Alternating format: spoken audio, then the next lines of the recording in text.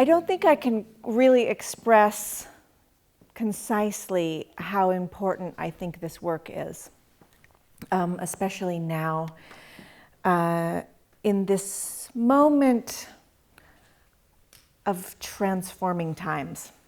I think that it's safe to say that globally, personally, and in our communities, we're in a time of a lot of change. Ecologically, our bodies are responding to a changing world. Culturally, our families are responding to communities that are in transition, languages that are changing, food groups, economies.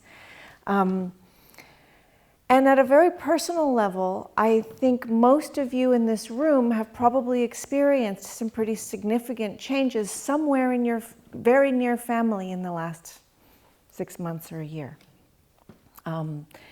This is what I'm experiencing in most of the situations that I'm working in right now, which, as Lena said, range widely from people working with ecology to people working with culture or transforming economies or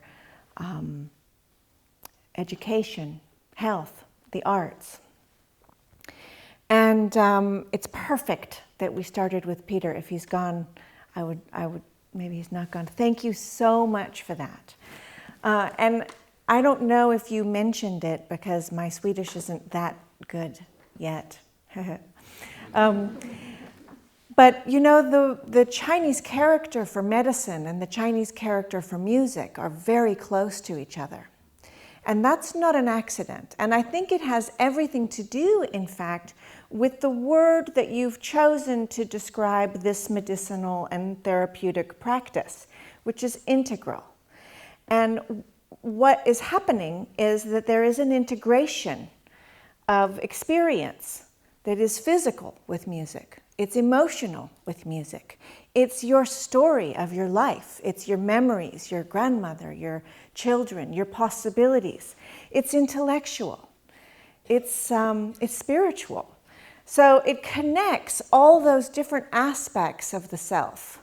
And surely all those different aspects of the self are part of any kind of therapeutic restoration or healing, reorganization. So this talk is entitled An Ecology of Health. Can you actually see these pictures? Or maybe we can turn off some lights a little bit. Not so good for the camera, but better for the screens. Because I work with ecology, I want to talk about health in terms of ecology. Now, loosely, let's give a definition of ecology as a form of vitality that comes about through lots of different patterns of interaction coming together. Would you go with that? Okay, so a forest has an ecology. There's a lot of different patterns of interaction and relationship that are interdependent. And they come together, and then you have a forest, right? The forest isn't in the trees. It isn't in the soil. It isn't in the birds. It isn't in the insects. Where's the forest? Right? It's in the relationship between all those organisms. The health, the vitality of the forest requires that the relationships and the interrelationships be vital. Okay, when you look at an ocean, it's the same thing. The vitality of an ocean isn't in the fish, or the water, or the microbacteria, or the algae. It's in the relationship between those things. So when we're talking about ecologies, that's a key shift. Okay, so we're talking about lots of different things, but mostly we're talking about how they are in relationship to each other. How much vitality is produced through those interrelationships. That's what we're talking about with an ecology. Your body is an ecology. Your family is an ecology. Your community is an ecology. This organization has an ecology. So when we start to talk about health, in terms of an ecology, I think it's a good idea to start with the question of where's the health? Is the health inside my body? Is it my health? Can I be healthy if my microbiome isn't healthy? Can I be healthy if my children are in trauma or my family is in trauma? How much health can my family have if my community is in trauma? How much health can my community have if the biosphere and the larger ecologies of which we are in trauma? Where is the health? So zooming down into the detail, we can go into that inner experience that Peter just took us through of listening to music, of participating in a relationship with sounds and chords, harmonies and disharmonies with, I know a couple of Swedish words. Vemod is a kind of medicine. And zooming out, coming out into the wider sphere, there's this being who's experiencing Vemod inside the larger and larger contexts of their lives. Now, how are these interconnected? How are they interdependent? And how, as practitioners of health, and as individuals, and as families, how are we part of an invitation to that warming process? So one of the words that I use a lot is this word complexity. I don't want you to be afraid of it. Don't be afraid of complexity. Complexity is your friend. My father was once asked if there's a lack of health, what's the first thing that you would do? What's the first thing needed? And his response was actually kind of surprising. He said, well, if there's a lack of health in a system, the first thing you do is add complexity. Don't take it away. Add complexity. Now, what does that mean? So let's start by talking about the kind of complexity that we have in our lives. And I'm just going to mention 3 kinds. There's lots of kinds. But I'm going to start by mentioning the conceptual complexity. Okay, so what is it that we can conceive of? What can we perceive? What are we making sense of? What are the ways in which, as a human being, there's possible conceptual interrelational sense-making? If you're wondering what I mean, let's have a contrast and say, if you were an octopus, what kind of sense would you make? Right? There's a whole different process of sense-making taking place in that form, in that kind of a being. Octopuses are much better at dealing with slippery rocks than we are, right? So at a conceptual, perceptual level, what kind of complexity can we perceive? How are we connecting things? How are we linking the things that we are making sense of? And then there's the ecological complexity. I mean, I just sort of mentioned that, but the temperature, the food, the microbiome, the soil, the way in which we are in our ecologies, the way we make sense of the Vemod of a morning with mist, the snow. Our body and emotion and intellect and conceptual processes are constantly making sense of the ecological contexts that we are within, even when it's the tunnelbana. There's a lot of ecology in the tunnelbana. Some too much on summer days, maybe. But nevertheless, there's the ecological realm of complexity.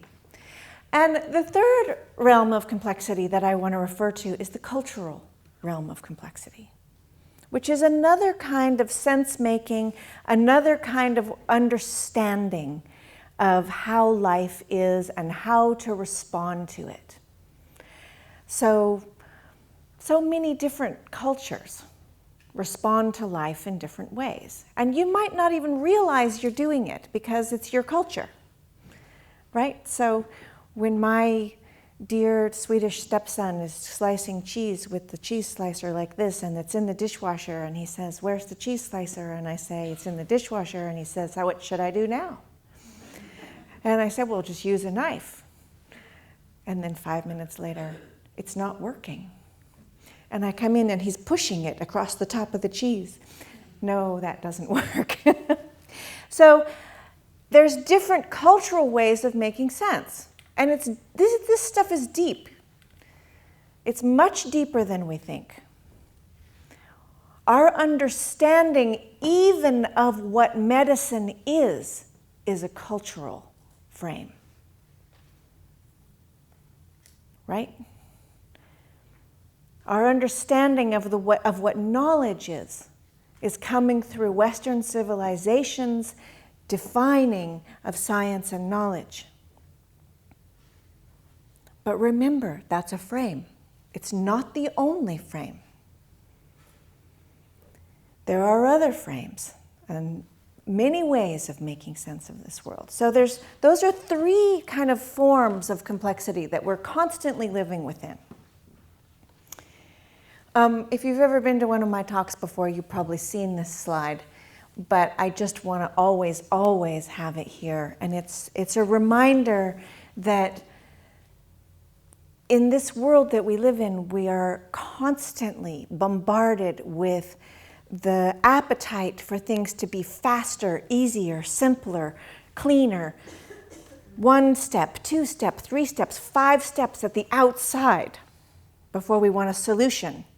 We want it to be obvious, described, and clear. But life isn't really like that very often. It's much easier to have that kind of clarity when you're dealing with a machine than when you're dealing with life. So I just want to start by saying the opposite of complexity is not simplicity. It's reductionism. It's when you pull things out of context and think that you can make sense of them out of context. That's reductionism.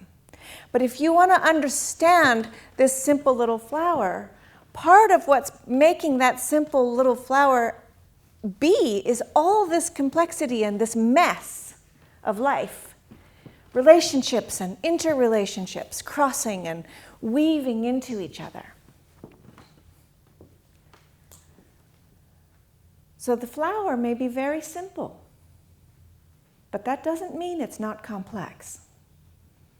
To understand that flower, to become familiar with that flower, is to enter into the complexity in which its vitality is possible.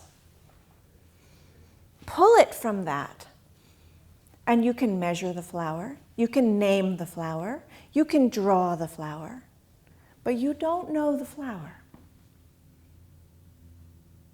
Okay? If it's decontextualized, it's in a state of reductionism.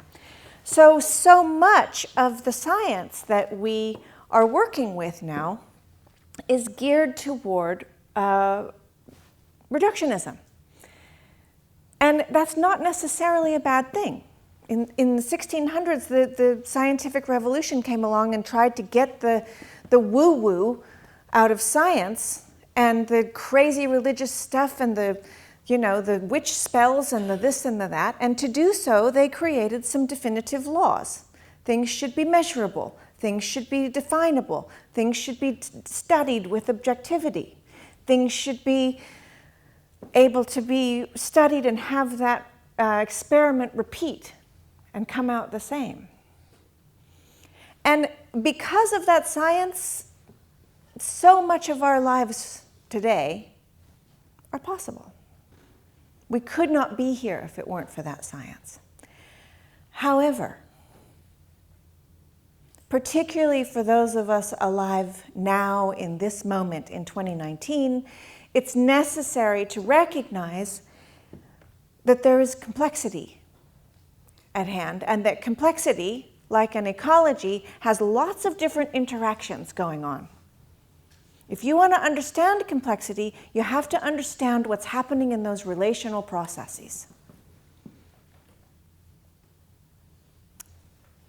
So, we're going to need some more kinds of knowledge than we have.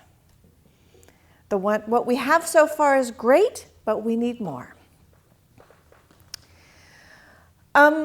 So where is the edge of health?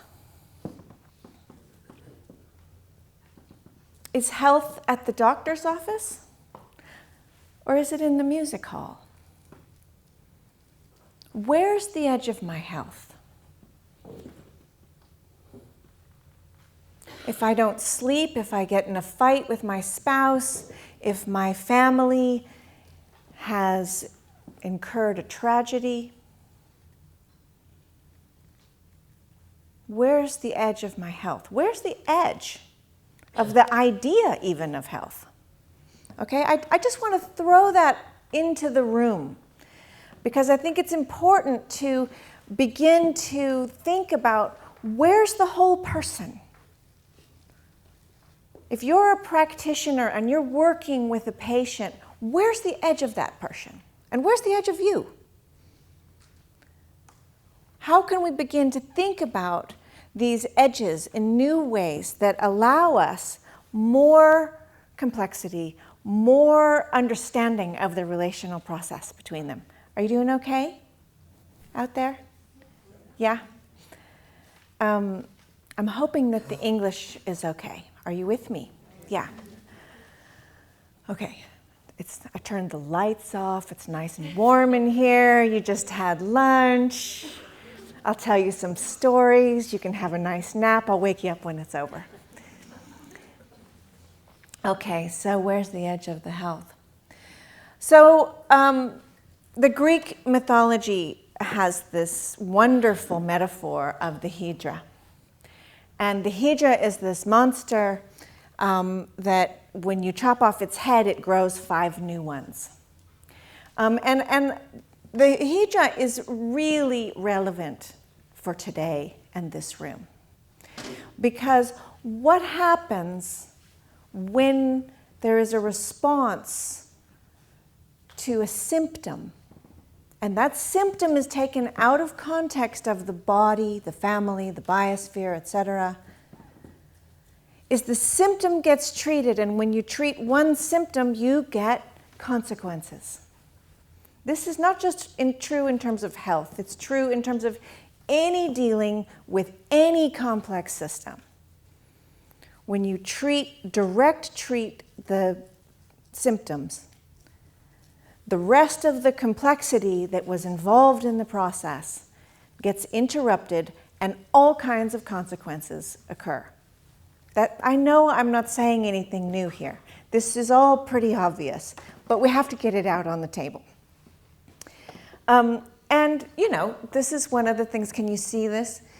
This is one of these boxes of pills. Now, my mom had one of these, and I started to ask her, you know, what are these pills for, Mom?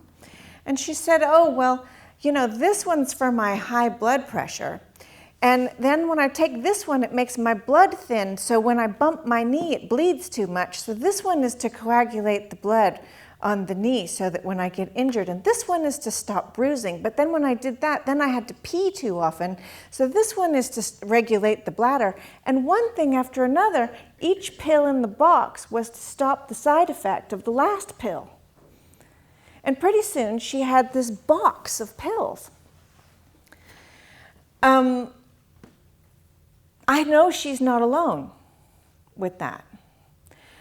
So what's happening there is important to recognize 2 sides of. One is the incredible science that has brought us to the place of understanding and having those pills to begin with. The other is the unfortunate imbalance that we are in right now culturally. that doesn't quite understand how to use them systemically. Okay, and that's where we are. I come from California, and in California, there has been, believe me, my whole life, all kinds of conversation and discourse and doctors that have been dealing with alternative medicine from every direction. I mean, seriously, when I was a kid, there were people who walked around where I lived, they had titanium pyramids on their heads because it made them, well, I think it cured everything, actually, now that I think about it. So I've seen it all. And that was an imbalance also. So the question is, how do we begin to balance different kinds of response and understanding? It's not about eliminating one or making one right and one wrong. It's about recognizing that there are a multitude of ways to respond and to participate in someone's health.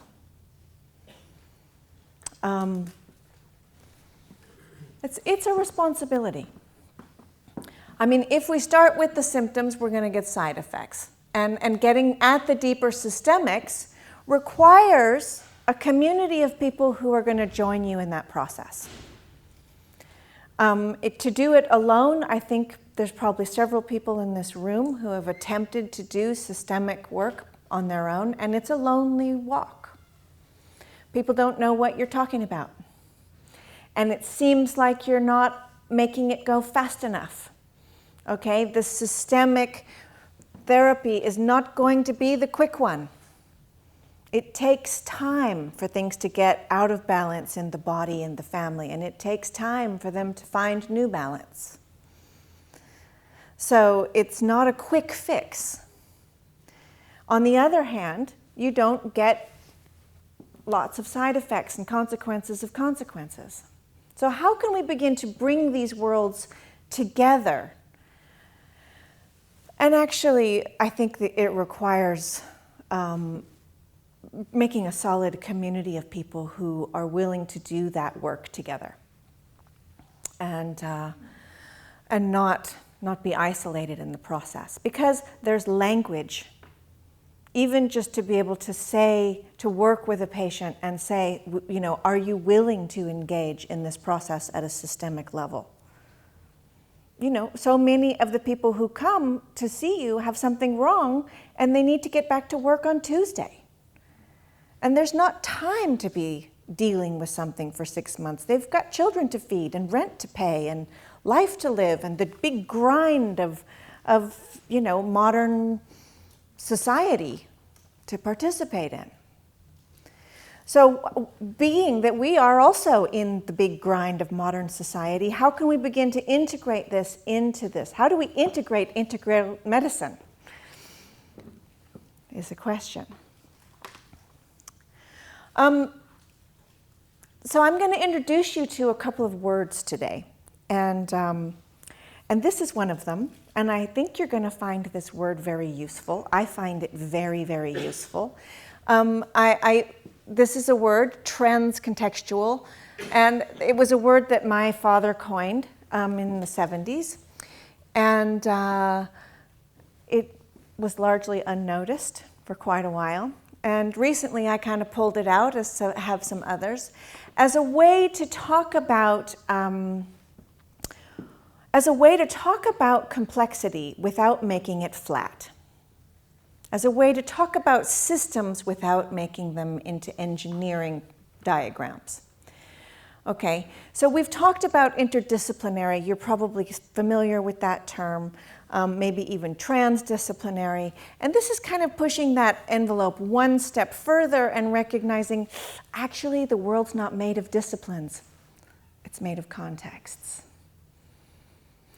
And so when we start to think about the contexts of life, we think about the many contexts that Peter's music was meeting and integrating.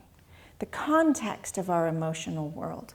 The context of my memories and my nonverbal associations with those chords. of my intellect, of my cultural relationship to the Swedish language that he was using, right? There's all kinds of contextual process going on there. It crosses time, it moves through culture, it has to do with my education, my life, my experience, my feelings of sorrow, my heartbreaks, my understanding of love and tenderness, right? There's so many contexts that are coming together in that experience of music. It's a trans-contextual experience. And what did Peter do? Peter didn't sit me down and decide, okay, Nora, here's your emotional self, this is what we're going to do to that. Here's your intellectual self, this is what I'm going to do to that. Here's your body, this is what we're going to do to your body. Here's your memories, this is what we're going to do to your memories. He provided a trans-contextual experience through which my complexity could be met. Do you see how different that is than having a particular prescription that divides the self in pieces? Are you with me? Okay. So trans-contextual. And you can look at anything complex through a trans-contextual lens and you will start to see things you didn't see before, okay? And that's the whole point, is to become familiar with things you weren't familiar with before, to see things you didn't see before, to find ways of responding that you couldn't find before. So I have a friend, Molly Jan, who told me this great story the other day. Molly Jan is she works in systemics and complexity, and she does food security, and she often works, in fact, with the Department of Defense and so on and so forth. And she had been brought into a grouping of people who, there was a community of AIDS patients whose nutritional levels were plummeting. And they were trying to address this issue.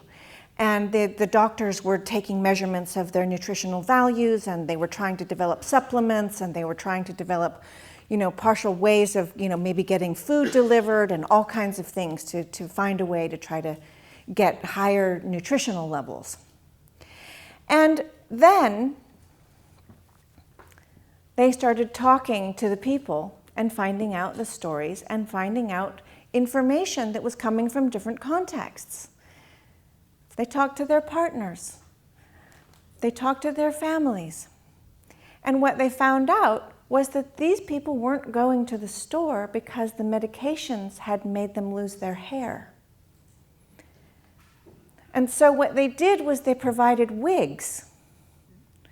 And the wigs allowed them to go out in the street again, get some fresh air, go to the store, move around, and pretty soon those nutritional levels started to rise.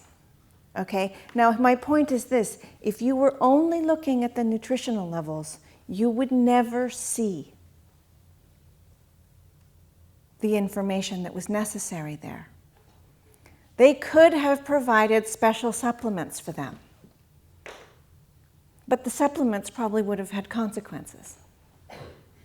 So what does one do? How can we begin to approach the complexity in another way? And mostly what I'm asking here is, how do we authorize that approach?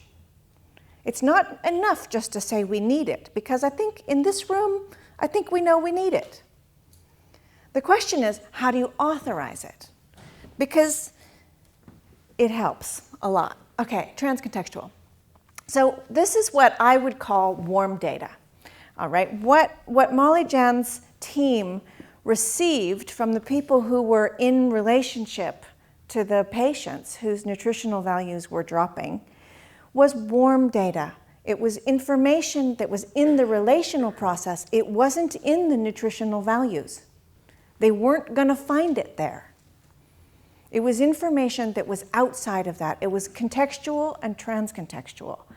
So I made up this term, warm data, to kind of address this issue of a need for another kind of information. We need information that's produced by reductionist science. We need that. We need to know that the nutritional levels are low. But then we need the warm data to start to find out how to respond to that. Both are necessary. So this is a photograph. I don't know, can you see this a little bit? Okay, so this photograph, I chose this photograph because it's one of those things where I was thinking, how do you take a picture of warm data? But actually, most pictures are of warm data when you start looking at them. And this is a photograph of my stepson in Singapore. And if you start to be Sherlock, okay, when you think of warm data, think of yourself as Sherlock Holmes and start to look for the relational information that's in the picture, that's in the story. How do you be a detective of the warm data that's there? Okay, so Noah's learning how to use chopsticks here, right? And we're in Singapore and they don't have any serviettes at the table. You have to get your own. And there's all kinds of information here about where he is and what he's learning and what kind of experience he's in. And then there's a lot of information that you don't know, that you can't know looking at this, that requires more story. You know, that Noah went on strike and didn't eat anything for the first couple days he was there because there was nothing that looked like Swedish food. And so this bowl of noodles was the first thing that started to look familiar to him, that he dived into. And then he ate that whole bowl, okay? So there's all sorts of information across generations. Why wasn't he eating? What was the cultural response to his feelings about Asian food? How was he sleeping? What was happening with the jet lag, right? There was all kinds of other story that's there. And it's in that warm data that we start to get other inputs. When Peter was telling stories about the songs and his response, the warm data of his life and how that manifested in the songs. And then we can relate to that. There's movement in us. We see our story in his story. There's a connection that begins. And it's in that warm data that new connections, new linkings, new insights, okay, that's what we're after, insights into the complexity so that we can respond better. So there's a definition for warm data, and warm data can be defined as, when you make a definition, it always sounds like this kind of a thing. Are you ready? Transcontextual information about the interrelationships that integrate a complex system. Crunchy, right? Like you could chew on it all day. Transcontextual, okay, we did that word. Information, all right, so you got an idea of what I mean by that, right?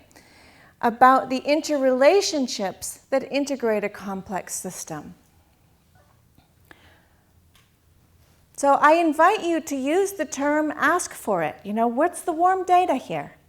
So this is what I have on file for this patient. This is what the information I have. What is the warm data? What do I need to know that's in the context that I don't know? Where are those incredible systemic solutions like the wig? Okay, that's an example of a systemic solution. It's not that it took reams and reams and piles of information. It just took the right information. It's not that it took so much more effort to respond by getting wigs for the patients. It just took looking in the right place. So where are we looking? And how do we authorize a wider looking, a deeper transcontextual research process? Okay, so there's lots of different contexts in health. There's ecology, and I think we talked about that a little bit. But we only talked about it a little bit. And I think it's probably a good idea to talk about it a little more.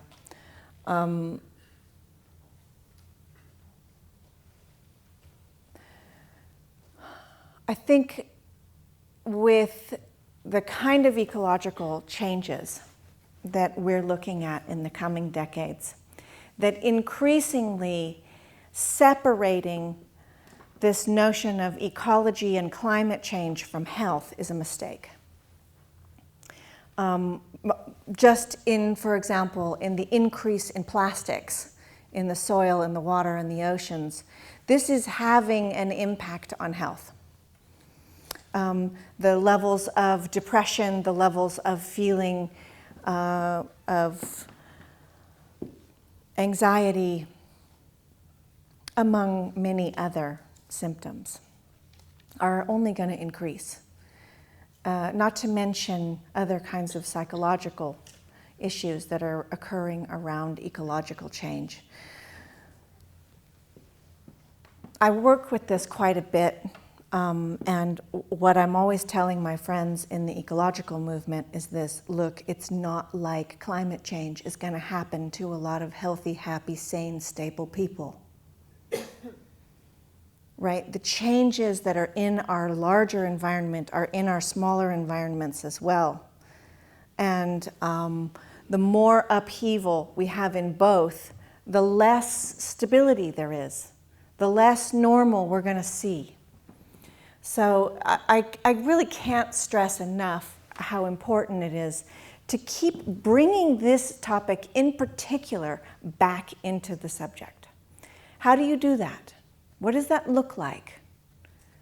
Well, you know, you saw your kids out on the street a couple weeks ago marching for climate.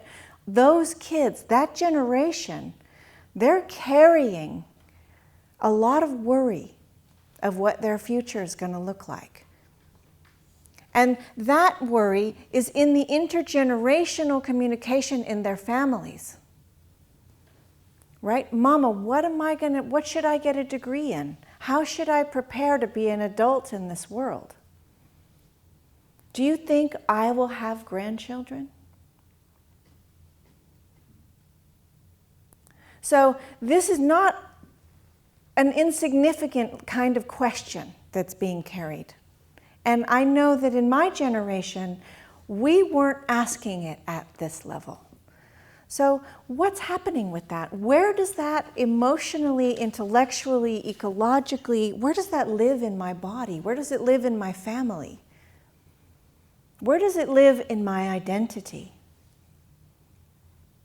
Who am I in a changing world? And that is a question that's going to affect health, for sure. Not to mention the basic chemistry of it. And so on. So ecology is a context of health. Ah, look, another Swedish word. Anknytning. I learned this word a very hard way. Can you see this picture? I can't see these pictures, so I don't know how you're seeing them. The anknytning is really important. How can we help each other and the people that we're working with develop and support the vitality in their innermost anknytning world? Now, this is a big question. Okay, your health is not yours. My health is not mine. It's not mine. If I get sick, it's my husband, it's my children, it's my friends, it's my colleagues, it's the people that love me that are going to be carrying that too. My health is not mine. I do not exist as an independent agent. I am in an interdependency with my world and my society. There's nothing toxic about that interdependency, okay? I know we have a lot of history around trying desperately to get independent, and in fact, that might be more toxic. So what about this anknytning? What can be done to allow families and people who are close to each other? I'm using the term family For me, family is anyone who will come to the airport and pick me up at 4 in the morning. Or anyone I would do that for. If I would clean up their throw up, they're my family, right? So I don't necessarily just mean my blood relatives. I mean the people who are in my, which I believe is what this word means, right? Sort of. The people who are super close to you. So this support system is really important. And it may be that the trauma that one person is feeling isn't their trauma. It may be that they're holding trauma for other people in their circle. Especially children do this. They hold the trauma for an adult in their life. And then suddenly they're misbehaving in class, and we say, oh, they're misbehaving in class. In Seattle right now, we have a vast wealth gap going on. Seattle is where both Bezos and Steve Jobs, Bill Gates live. So 2 of the richest men in the world live there.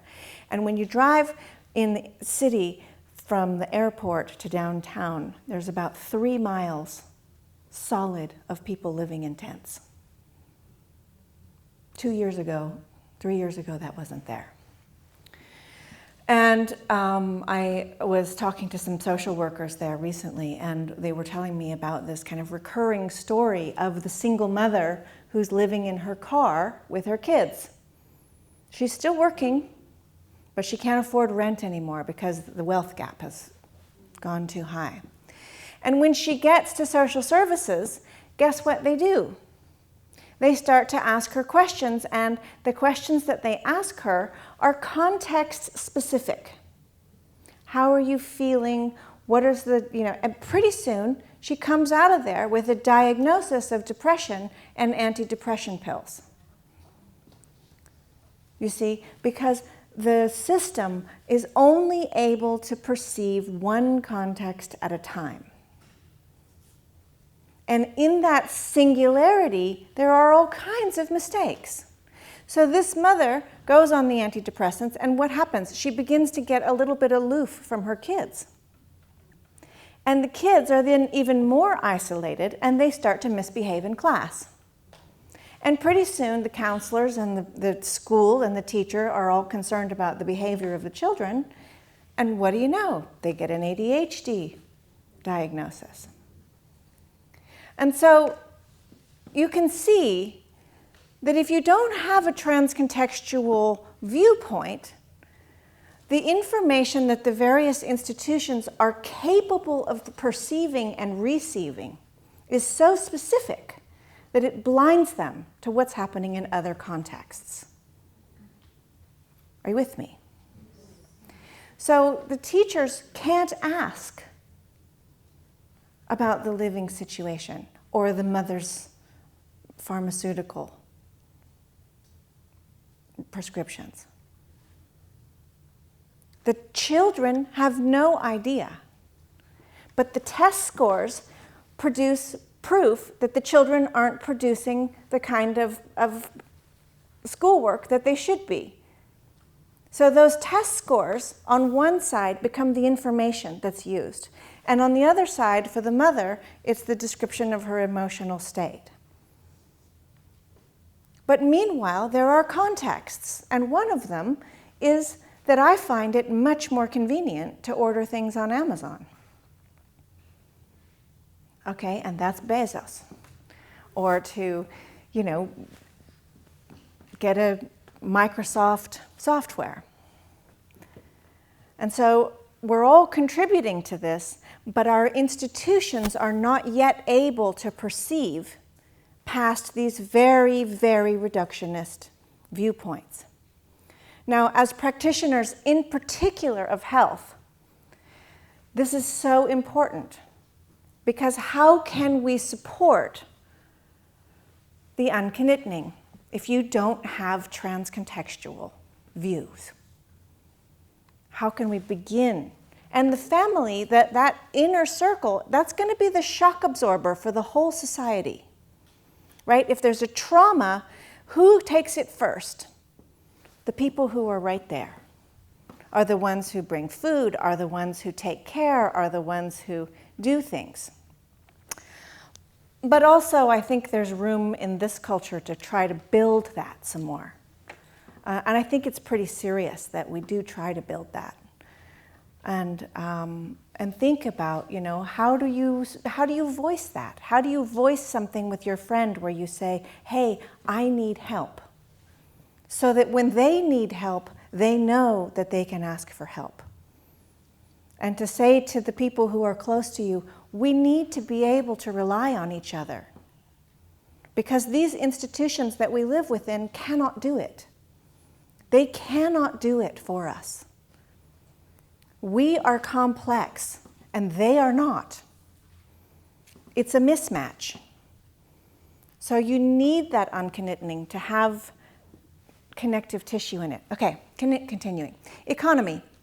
So economy is obviously part of health, is a context of health.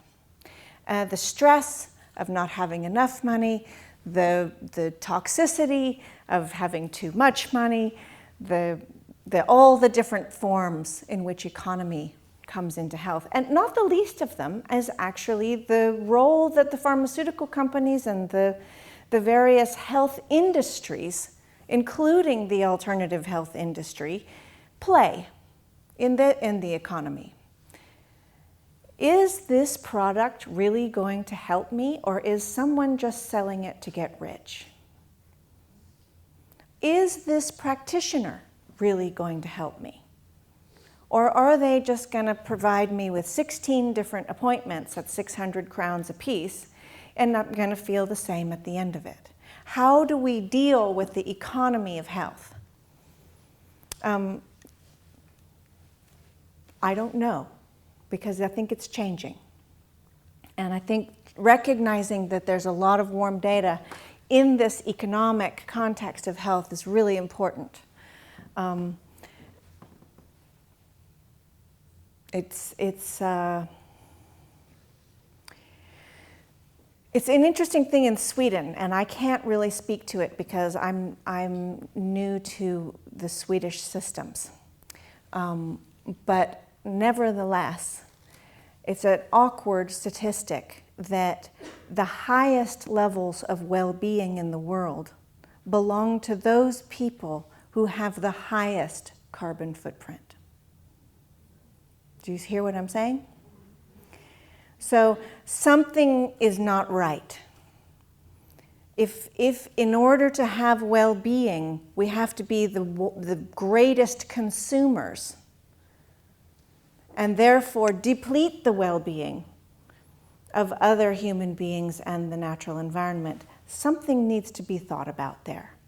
What can, as practitioners of well-being, what can we do to lower the carbon footprint of well-being? Okay, that's an economic question. It's an ecological question. It's a health question, but it's also an economic question. When the 15% of the world with the greatest amount of well-being is using more than 85% of the resources, this isn't good. We're going to have to think about what we mean by that. Education. Education is a context. Do you see what I'm doing here? I'm kind of going into the various contexts that every one of us is involved with, that come to be part of our lives, that generate the warm data that you might want to be interested in if you're working with someone. So education plays a big part in our well-being. But how, you might ask? Have you seen this cartoon before? Some of you probably have. So this guy says, for a fair selection, everybody has to take the same exam. Please climb that tree. And you have a monkey, he could probably do it, and a bird, he can probably do it, but the penguin, the elephant, the fish in the tank, the seal, and the dog, not so much. So when we have a particular kind of information or standard that we're looking for from everybody, there's bound to be lots that are left behind. What does that left behindness do to someone's life? How does that manifest in their identity? How does that manifest in their relationships? How does that manifest in their temper, in their ability to have a family, to be with their own children? Addictions, violence, all kinds of things are spinning out of what's happening in the education system. Who are we becoming? And how are we educating our children to be in a changing world right now? How much conversation is taking place across generations about what kind of world this is and how we might be in it together? How might we mutually learn to be in the complexity of this era together? How do we mutually learn with our children, with our parents, what well-being is in a changing world? What is well-being in a changing world? And how do we support each other? So, yeah, this is the quote here. Everybody's a genius, but if you judge a fish by its ability to climb a tree, it will live its whole life believing that it's stupid. So what's happening there? And how can we begin to address the complexity of the children? Right? Addressing the complexity of the individual is part of addressing the context, the larger contextual processes. Politics. So politics is another context of health. And you might think, well, you know, this doesn't really apply to us, but it does. It absolutely does. And the political laws that get passed about which drugs can be prescribed and which can't, the political laws that get passed about how many days off someone can have, the political laws that gets passed about how much funding an education system's going to get, about what kind of work environments are safe or not safe, about what kind of chemicals can be used to clean the museum that we're all sitting in, about what kind of disposal practices there are for plastics, about what, right? So the political process is huge, not to mention how it relates to our personal security and safety. So politics is a context of health. Identity, I've brought this up a couple of times already, but I think that it's worth really looking at this question of when you're working with someone, and maybe that when I'm saying working with someone, maybe it means living with someone. Maybe it means even being with yourself. This recognition of the fact that we're wondering, okay? Pretty much all 7 billion of us alive right now are starting to wonder, who am I in this world? Who am I? And what can we do to add complexity to that? To add the possibility that you can be more than one you at a time. I'm a mom, I'm a daughter, I'm a filmmaker, I'm a speaker, I'm a writer, I'm an American, but I'm a Swede, I'm a bazillion organisms, I'm a political activist, I'm an ecologist, I'm a product of my generation, I'm a punk rocker. I'm all of those things at the same time. I am complex. You are complex. The people around you are complex. The tiniest children are complex. How can that interaction that you engage in with them include that complexity? You know, when you walk into a space, ask yourself, how much of my complexity is allowed in this space? When you enter a relationship with someone, ask yourself, how much of my complexity can I reveal in this relationship. And that's a direct relationship to how much vitality you have in that relationship. How much complexity is possible, how much vitality is possible.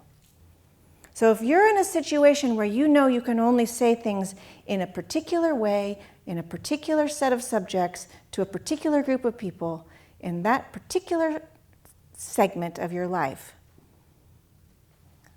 that's going to be an environment that's not going to generate a lot of vitality. If you're in a relationship with someone and you can't reveal to them aspects of yourself, those things you don't reveal are like, when you cut off your blood. What do you call? I don't know what you call that in Swedish, but anyway. So recognizing that our grammar has talked about the fact that we're singular, but we need more than that. And to think of ourselves only as singular in our being is a semantic, ideological, epistemological, cultural, biological, ecological, evolutionary, epigenetic, gender-specific, nationalistic error.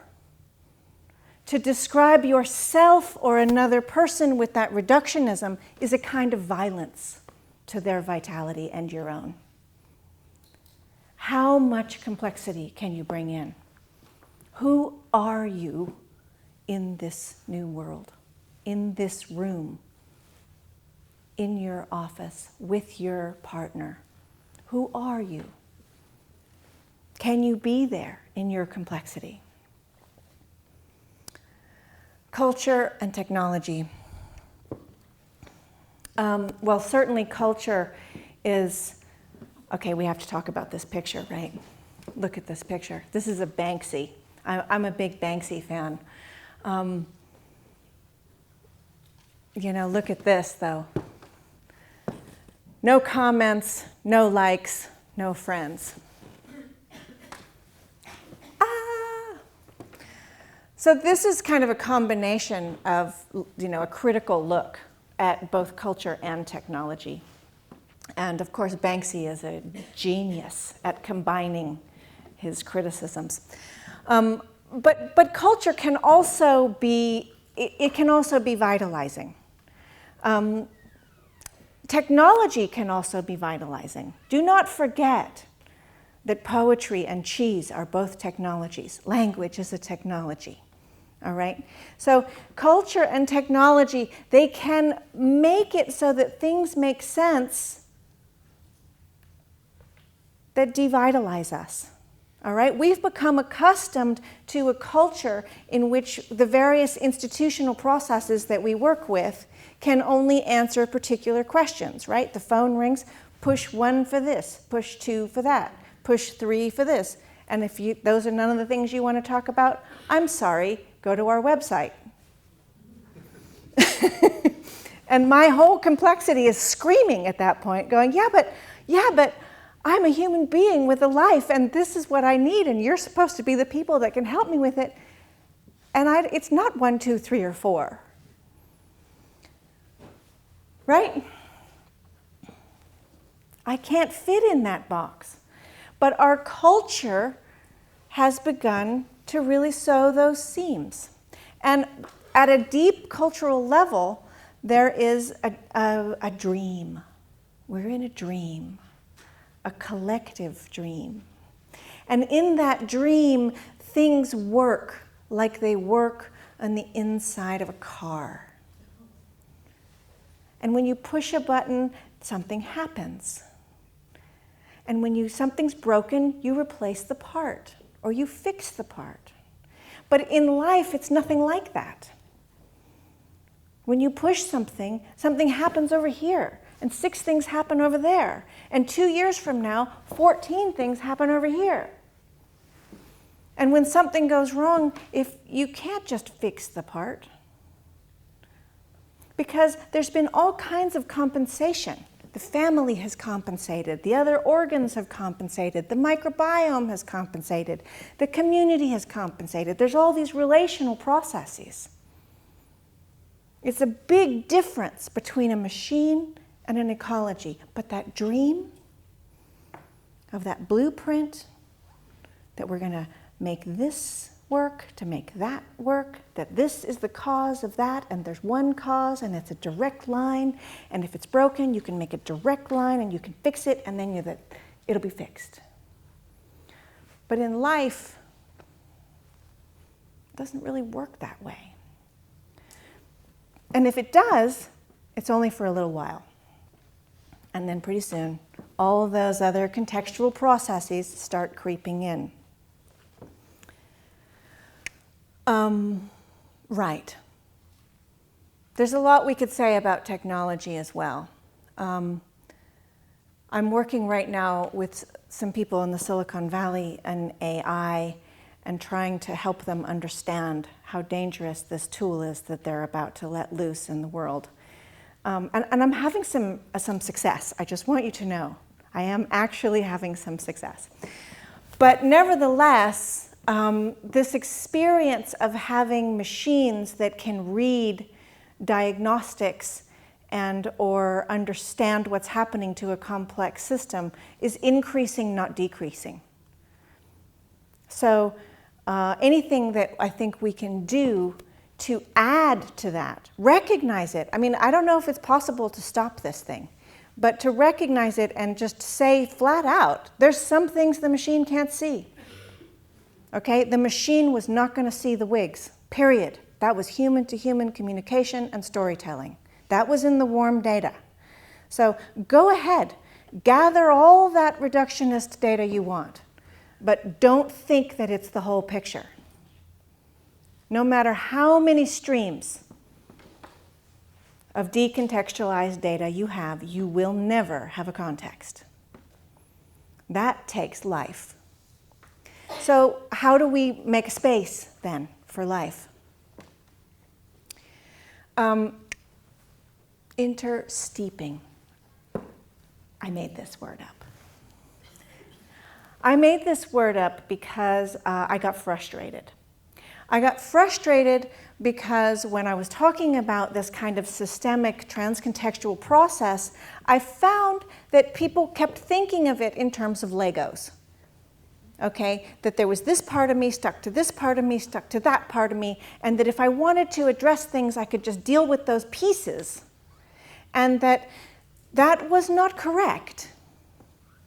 Okay, where in me is the emotional memory? Is it here? Is it here? Where in me is my education? Is my culture? Where in me is my health? You see, you can't take it out and fiddle with it. You can't pull these things apart. They're completely and totally stuck together. Like when you put, let's say you had a pot of hot water and you put in some cinnamon and you put in some cloves and you put in some ginger and you boil it. And then you want to take the ginger out of the water or the cinnamon out of the water. Okay, you can't get the grapes out of the wine. You can't take it apart. It continues to ferment and to steep and to stew. That's what life does. It's not that it's static, it's that you can't pull it apart.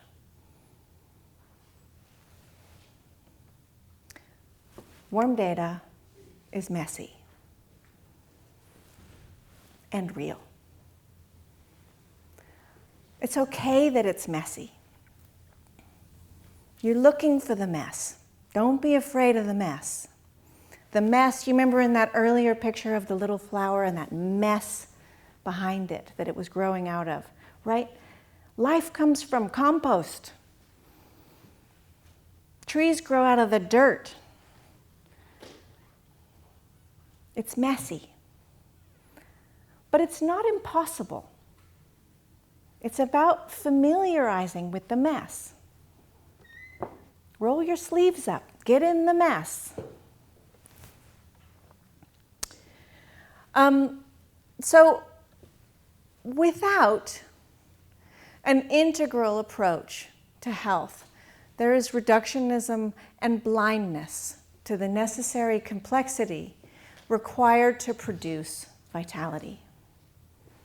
That is my ultimate thesis for you today. That doesn't mean it's the last thing I'm going to say, but that's what I came here to tell you. So how can we do this together? That's the question, because I think most of what I've said hasn't been that unfamiliar to you. It's just a matter of framing it in another way. But the real kind of call here is the call of how to authorize it, how to make this credible, how to recognize what's perfectly obvious, which is that life is complex, and if you want to deal with life, you have to understand complexity. It's really not that hard, right? Every single organism that is alive has to be able to read its context and respond to it. Right? My kids say, read the room, Mom. Yeah, but that's it, right? Read the complexity. Pay attention to the complexity. It takes another kind of attention, but it's not that hard. All right, now, here's the thing. Are you tired yet? No. Okay, good. It's really tempting, and after many years of fighting for it, we have got this far. We can start to talk about the world being interconnected, right? Even Starbucks does it, and, British Petroleum gas ads can talk about the interconnectedness of life now. 25 years ago, we couldn't really do that. But look, that's not really what we're talking about. And it's really important to make a significant shift that I invite you to look at the difference, okay, between, I'm dying to turn that light off. Yeah, can we turn that off? Because I don't think you'll be able to see the next slide. Beep.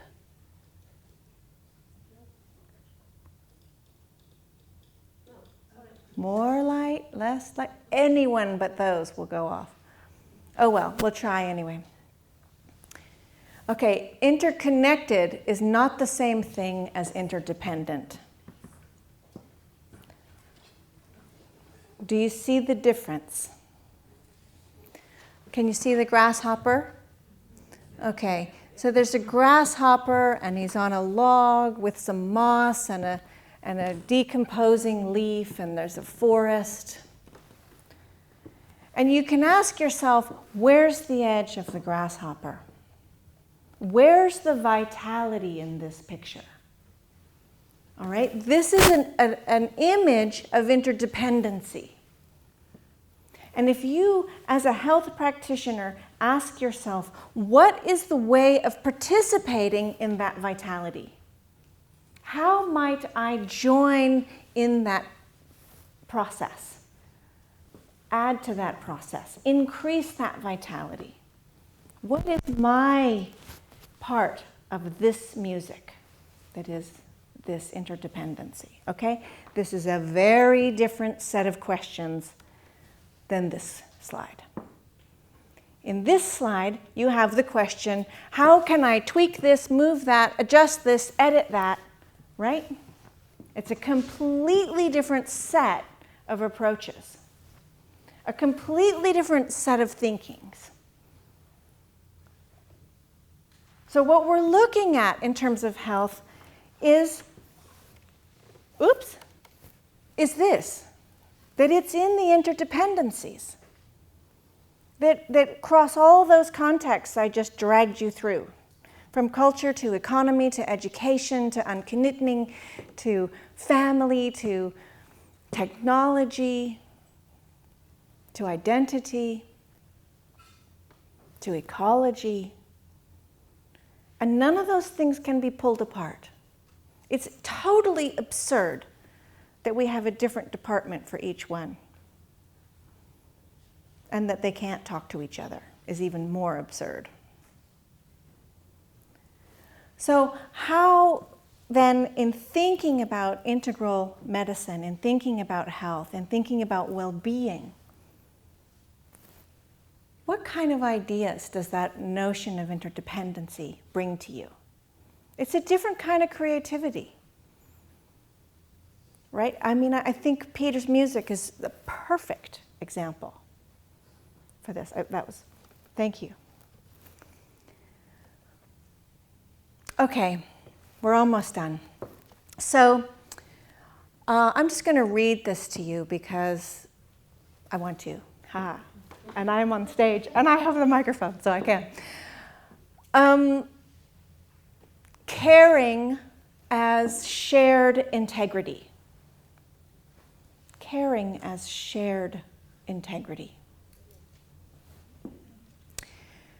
In care, there is the hope of finding new ways of making sense, sorry, there's a typo, of making sense of our own vitality. The my in my health is not mine. Rather, it's a consequence of my microbiome, my family, my community, and the biosphere to be cared for. Oh, something's cut this. The work ahead is not clear or clean. It requires intense integrity, patience in ambiguity, fierce dedication, raw vulnerability, and the poetry of explorers. And that's what I invite you to, okay? Intense integrity, patience in ambiguity, fierce dedication, raw vulnerability, and the poetry of explorers. It takes all of those things. This year, I finally came across something that allowed me to say it all really quickly. And now that you know what I'm saying, I can say it all really quickly, which is this. The shape of the response needs to meet the shape of the trouble.